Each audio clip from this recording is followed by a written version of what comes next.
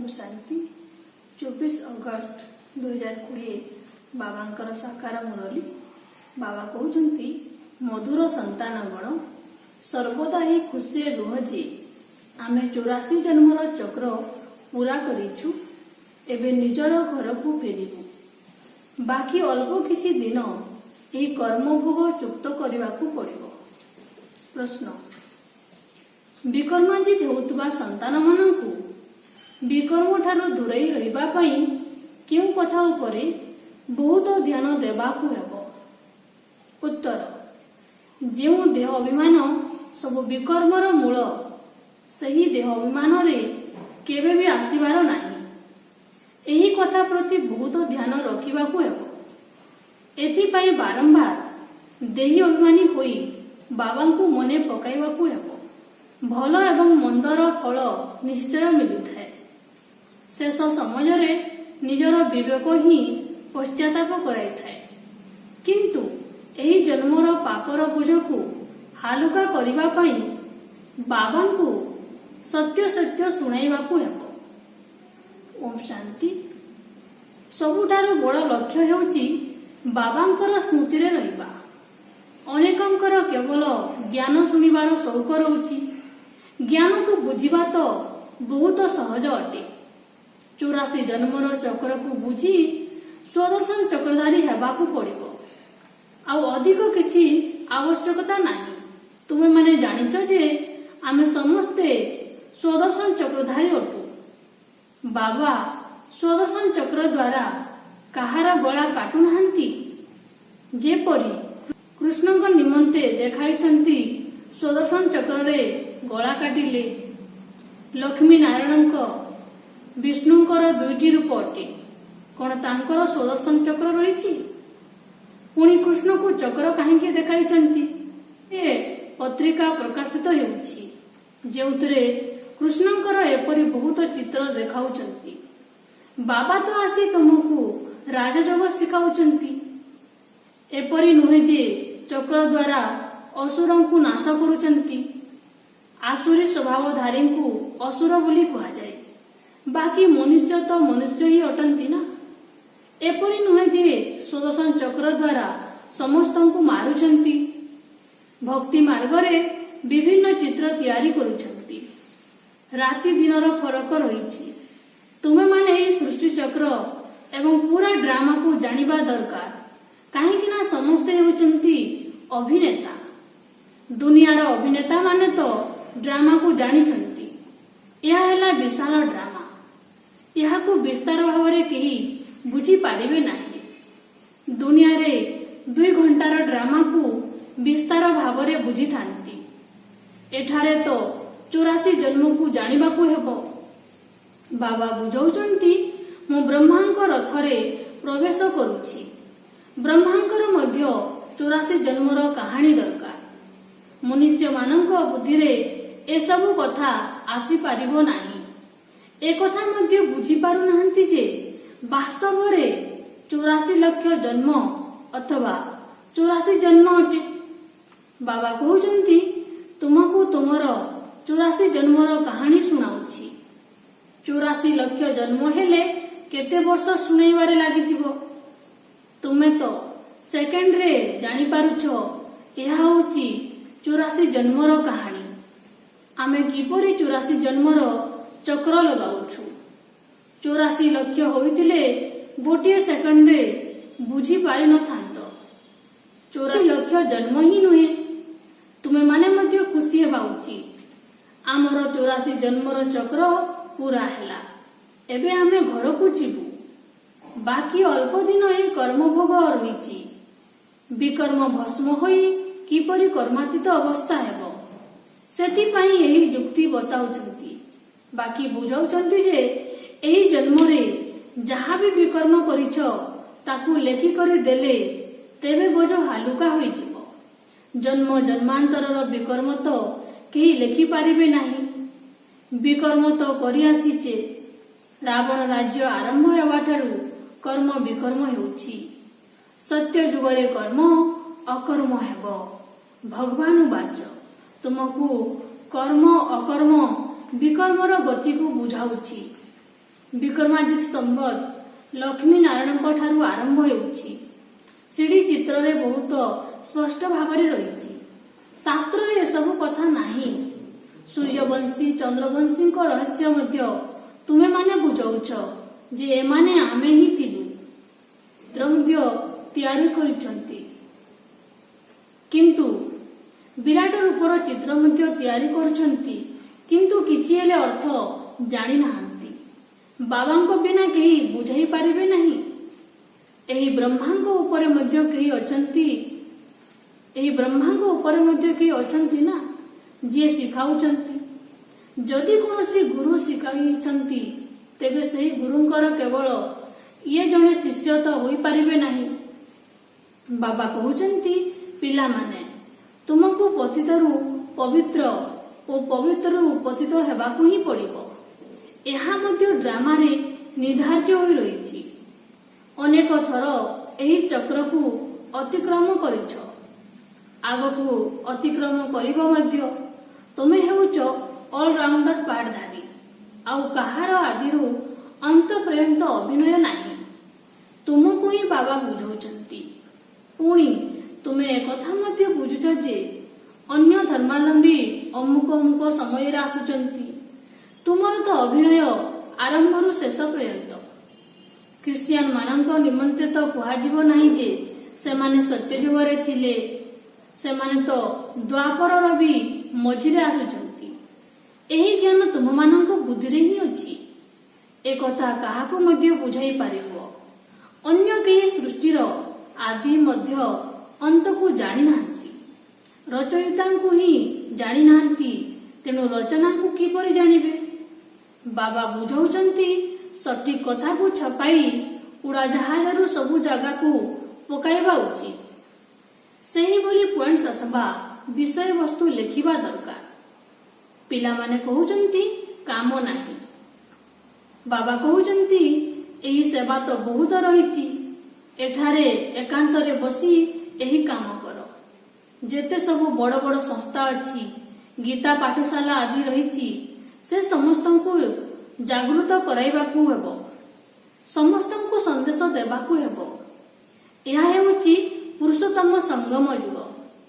ବୁଦ୍ଧିମାନ ହୋଇଥିଲେ ତୁରନ୍ତ ବୁଝିବେ।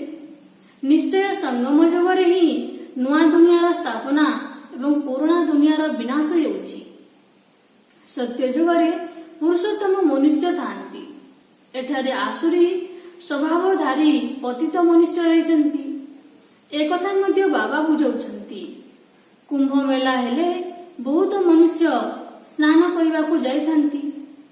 କାହିଁ ସ୍ନାନ କରିବାକୁ ଯାଉଛନ୍ତି? ପବିତ୍ର ହେବାକୁ ଚାହୁଁଛନ୍ତି।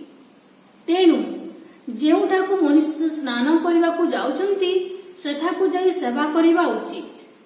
ମନୁଷ୍ୟମାନଙ୍କୁ ବୁଝାଇବା ଦରକାର, ଏହି ପାଣି ପତିତ ପାବନୀ ନୁହେଁ। ତୁମ ପାଖରେ ଚିତ୍ର ମଧ୍ୟ ରହିଛି। ଗୀତା ପାଠଶାଳାକୁ ଯାଇ ଏହି ପତ୍ର ବାଣ୍ଟିବା ଦରକାର। ପିଲାମାନେ ସେବା ମାଗୁଛନ୍ତି। ଏକଥା ବସି ଲେଖ, ଗୀତାର ଭଗବାନ ପରମପିତା ପରମାତ୍ମା ଶିବ ଅଟନ୍ତି, ଶ୍ରୀକୃଷ୍ଣ ନୁହନ୍ତି। ପୁଣି ଶ୍ରୀକୃଷ୍ଣଙ୍କର ମହିମା ଲେଖ। ଶିବ ବାବାଙ୍କର ବାୟୋଗ୍ରାଫି ଲେଖ। ପୁଣି ସ୍ୱତଃ ନିଜେ ବିଚାର କରିବେ। ଏହି ପଏଣ୍ଟ ମଧ୍ୟ ଲେଖିବାକୁ ହେବ ଯେ ପତିତ ପାବନ କିଏ। ଏହାପରେ ଶିବ ଏବଂ ଶଙ୍କରଙ୍କର ଭେଦ ମଧ୍ୟ ଦେଖାଇବାକୁ ହେବ। ଶିବ ଅଲଗା ଏବଂ ଶଙ୍କର ଅଲଗା ଅଟନ୍ତି। ଏକଥା ମଧ୍ୟ ବାବା ବୁଝାଉଛନ୍ତି। ଅଳ୍ପ 5000 ବର୍ଷର ଅଟେ। ମନୁଷ୍ୟ 84 ଜନ୍ମ ନେଉଛନ୍ତି, 84 ଲକ୍ଷ ଜନ୍ମ ନୁହେଁ। ଏହି ମୁଖ୍ୟ କଥା ସ୍ୱଳ୍ପରେ ଲେଖିବା ଦରକାର। ଏହି ପରିଚୟ ପତ୍ର ଉଡ଼ାଜାହାଜରୁ ପକାଇ ପାରିବ, ବୁଝାଇ ମଧ୍ୟ ପାରିବ। ଏହି ସୃଷ୍ଟି ଚକ୍ର ସ୍ପଷ୍ଟ ଭାବରେ ତିଆରି ହୋଇଛି। ଅମୁକ ଅମୁକ ଧର୍ମ ଅମୁକ ସମୟରେ ସ୍ଥାପନ ହେଉଛି। ତେଣୁ ଏହି ଗୋଲା ମଧ୍ୟ ରହିବା ଦରକାର। ସେଥିପାଇଁ ମୁଖ୍ୟ 12ଟି ଚିତ୍ରର କ୍ୟାଲେଣ୍ଡର୍ସ ମଧ୍ୟ ଛପାଇ ପାରିବ, ଯେଉଁଥିରେ ସାରା ଜ୍ଞାନ ଆସିଯିବ ଏବଂ ସେବା ସହଜରେ ହୋଇପାରିବ। ଏହି ଚିତ୍ର ବହୁତ ଜରୁରୀ ଅଟେ। କେଉଁ ଚିତ୍ର ତିଆରି କରିବାକୁ ହେବ କ'ଣ ସବୁ ପଏଣ୍ଟସ୍ ଲେଖିବା ଦରକାର ତାକୁ ଏଠାରେ ବସି ଲେଖ। ତୁମେ ଗୁପ୍ତ ବେଶରେ ଏହି ପୁରୁଣା ଦୁନିଆର ପରିବର୍ତ୍ତନ କରୁଛ। ତୁମେ ଗୁପ୍ତ ଯୋଦ୍ଧା ଅଟ। ତୁମକୁ କେହି ଜାଣିନାହାନ୍ତି। ବାବା ଗୁପ୍ତ ଏବଂ ଏହି ଜ୍ଞାନ ମଧ୍ୟ ଗୁପ୍ତ ଅଟେ। ଏହି ଜ୍ଞାନର କୌଣସି ଶାସ୍ତ୍ର ଆଦି ନାହିଁ। ଅନ୍ୟ ଧର୍ମ ସ୍ଥାପକଙ୍କର ବାଇବେଲ ଆଦି ଛପା ଯାଉଛି, ଯାହାକୁ ପଢ଼ି ଆସୁଛନ୍ତି। ତୁମର ଶାସ୍ତ୍ର ପୁଣି ଭକ୍ତି ମାର୍ଗରେ ଛପାଯିବ। ଏବେ ଛପାଯିବ ନାହିଁ, କାହିଁକି ନା ଏବେ ତ ଏହି ଶାସ୍ତ୍ର ଆଦି ସବୁ ବିନାଶ ହୋଇଯିବ। ଏବେ ତୁମକୁ ବୁଦ୍ଧି ଦ୍ୱାରା କେବଳ ବାବାଙ୍କୁ ମନେ ପକାଇବାକୁ ହେବ। ବାବାଙ୍କ ବୁଦ୍ଧିରେ ଜ୍ଞାନ ରହିଛି। ବାବା କୌଣସି ଶାସ୍ତ୍ର ଆଦି ପଢୁନାହାନ୍ତି। ସେ ତ ହେଉଛନ୍ତି ନଲେଜଫୁଲ। ନଲେଜଫୁଲର ଅର୍ଥ ମନୁଷ୍ୟ ଭାବୁଛନ୍ତି ସମସ୍ତଙ୍କର ମନକୁ ଜାଣିବା। ଭଗବାନ ପ୍ରତ୍ୟେକଙ୍କ କର୍ମକୁ ଦେଖି କର୍ମର ଫଳ ଦେଉଛନ୍ତି। ବାବା କହୁଛନ୍ତି ଏସବୁ ଡ୍ରାମାରେ ନିର୍ଦ୍ଧାର୍ଯ୍ୟ ହୋଇ ରହିଛି। ଡ୍ରାମା ଅନୁଯାୟୀ ଯାହା ବିକର୍ମ କରୁଛନ୍ତି ତାହାର ପୁଣି ଦଣ୍ଡ ମିଳିଥାଏ। ଭଲ ଏବଂ ମନ୍ଦ କର୍ମର ଫଳ ମିଳିଥାଏ। ତାହାର କୌଣସି ଲେଖା ହିଁ ନାହିଁ। ମନୁଷ୍ୟ ବୁଝୁଛନ୍ତି ଯେ ନିଶ୍ଚୟ ପ୍ରତ୍ୟେକଙ୍କର କର୍ମର ଫଳ ପରଜନ୍ମରେ ମିଳୁଛି। ଅନ୍ତ ସମୟରେ ବହୁତ ପଶ୍ଚାତାପ କରିବେ ଯେ ଆମେ ଏହି ସବୁ ପାପ କରିଛୁ। ସବୁ ମନେ ପଡ଼ିବ। କର୍ମ ଅନୁସାରେ ଜନ୍ମ ମିଳିବ। ଏବେ ତୁମେ ବିକର୍ମାଜିତ ହେଉଥିବାରୁ ଏପରି କୌଣସି ବିକର୍ମ କରିବା ଅନୁଚିତ। ସବୁଠାରୁ ବଡ଼ ବିକର୍ମ ହେଉଛି ଦେହ ଅଭିମାନୀ ହେବା। ବାବା ବାରମ୍ବାର କହୁଛନ୍ତି ଦେହୀ ଅଭିମାନୀ ହୋଇ ବାବାଙ୍କୁ ମନେ ପକାଅ। ପବିତ୍ର ରହିବାକୁ ହିଁ ପଡ଼ିବ। ସବୁଠାରୁ ବଡ଼ ପାପ ହେଉଛି ବିକାରଗ୍ରସ୍ତ ହେବା। ଏହା ହିଁ ଆଦି ମଧ୍ୟ ଅନ୍ତ ଦୁଃଖ ଦେଉଛି। ସେଥିପାଇଁ ସନ୍ନ୍ୟାସୀମାନେ ମଧ୍ୟ କହୁଛନ୍ତି ଏହା କାକବିଷ୍ଟା ସମାନ ସୁଖ ଅଟେ। ସତ୍ୟ ଯୁଗରେ ଦୁଃଖର ନାମ ରହିବ ନାହିଁ। ଏଠାରେ ଦୁଃଖ ହିଁ ଦୁଃଖ ରହିଛି। ସେଥିପାଇଁ ସନ୍ନ୍ୟାସୀମାନଙ୍କର ବୈରାଗ୍ୟ ଆସୁଛି। ସେମାନେ ଜଙ୍ଗଲକୁ ଚାଲି ଯାଉଛନ୍ତି। ତାଙ୍କର ହେଉଛି ହତ୍ର ବୈରାଗ୍ୟ, ତୁମର ବେହତ୍ର ବୈରାଗ୍ୟ ଅଟେ। ଏହି ଦୁନିଆ ହିଁ ଚିଚି ବିକାରୀ ଅଟେ। ସମସ୍ତେ କହୁଛନ୍ତି ବାବା ଆସି ଆମର ଦୁଃଖ ଦୂର କରି ସୁଖ ଦିଅ। ବାବା ହିଁ ଦୁଃଖକର୍ତ୍ତା ସୁଖକର୍ତ୍ତା ଅଟନ୍ତି। ତୁମେମାନେ ହିଁ ବୁଝୁଛ ଯେ ନୂଆ ଦୁନିଆରେ ଏହି ଦେବତାମାନଙ୍କର ରାଜ୍ୟ ଥିଲା। ସେଠାରେ କୌଣସି ବି ପ୍ରକାରର ଦୁଃଖ ନଥିଲା। କେହି ଶରୀର ଛାଡ଼ିଲେ ମନୁଷ୍ୟ କହନ୍ତି ସ୍ୱର୍ଗବାସୀ ହେଲା। କିନ୍ତୁ ଏକଥା ବୁଝୁନାହାନ୍ତି ଯେ ଆମେ ନର୍କରେ ଅଛୁ। ଆମେ ମଲେ ସ୍ୱର୍ଗକୁ ଯିବୁ। କିନ୍ତୁ ସେ ଆତ୍ମା ସ୍ୱର୍ଗକୁ ଗଲା ନା ପୁଣି ନର୍କକୁ ଆସିଲା, କିଛି ବି ହେଲେ ବୁଝୁନାହାନ୍ତି। ତୁମେମାନେ 3 ଜଣ ପିତାଙ୍କ ରହସ୍ୟ ମଧ୍ୟ ସମସ୍ତଙ୍କୁ ବୁଝାଇ ପାରିବ। 2ଟି ପିତା ବୋଲି ତ ସମସ୍ତେ ବୁଝୁଛନ୍ତି ଯେ ଲୌକିକ ଏବଂ ପାରଲୌକିକ।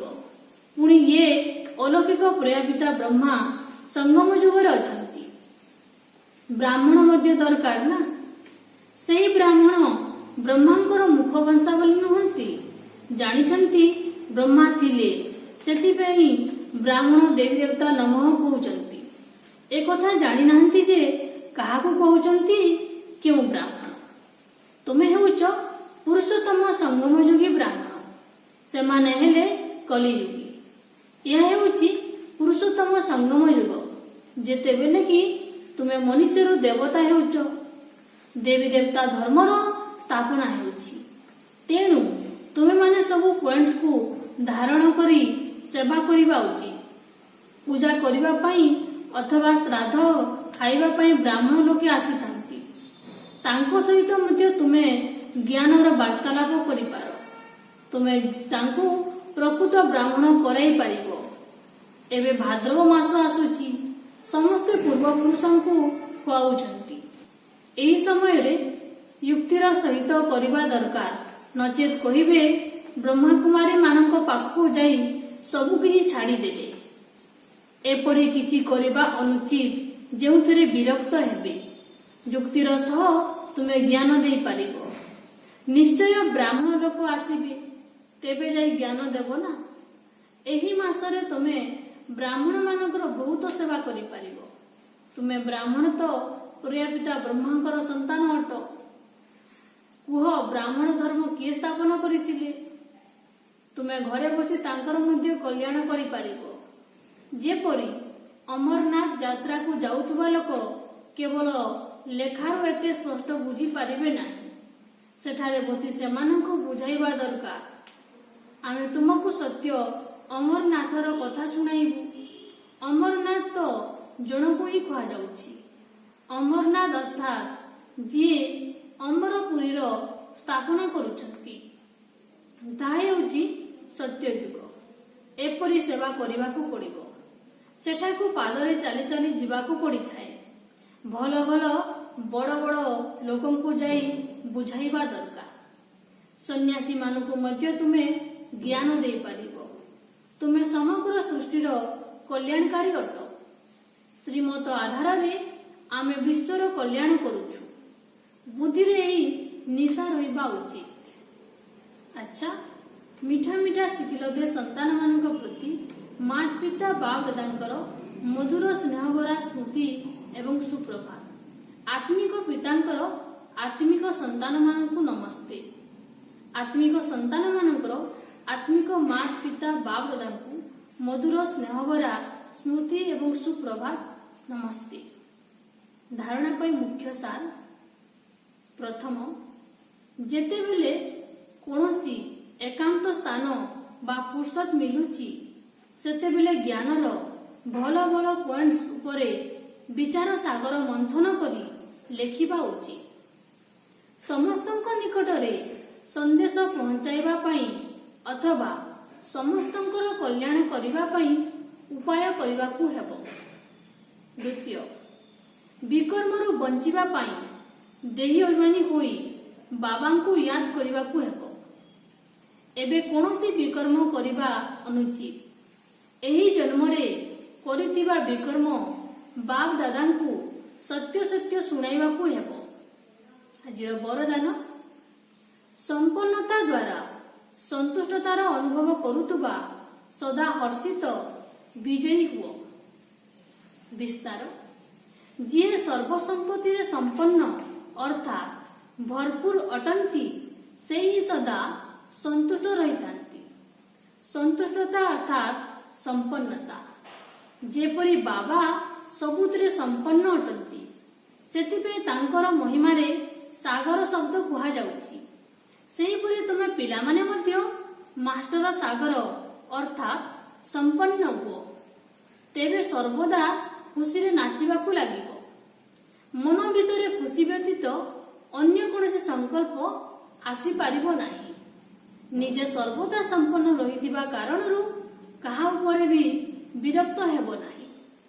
ଯେକୌଣସି ପ୍ରକାରର ଦ୍ୱନ୍ଦ୍ୱ ବା ବିଘ୍ନ ଗୋଟିଏ ଖେଳ ଭଳି ଅନୁଭବ ହେବ।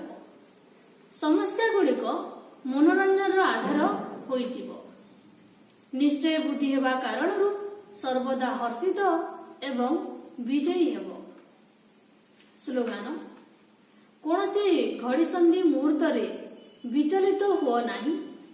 ସେଥିରୁ ଶିକ୍ଷା ଗ୍ରହଣ କରି ନିଜକୁ ପରିପକ୍ୱ କର। ଓମ୍ ଶାନ୍ତି।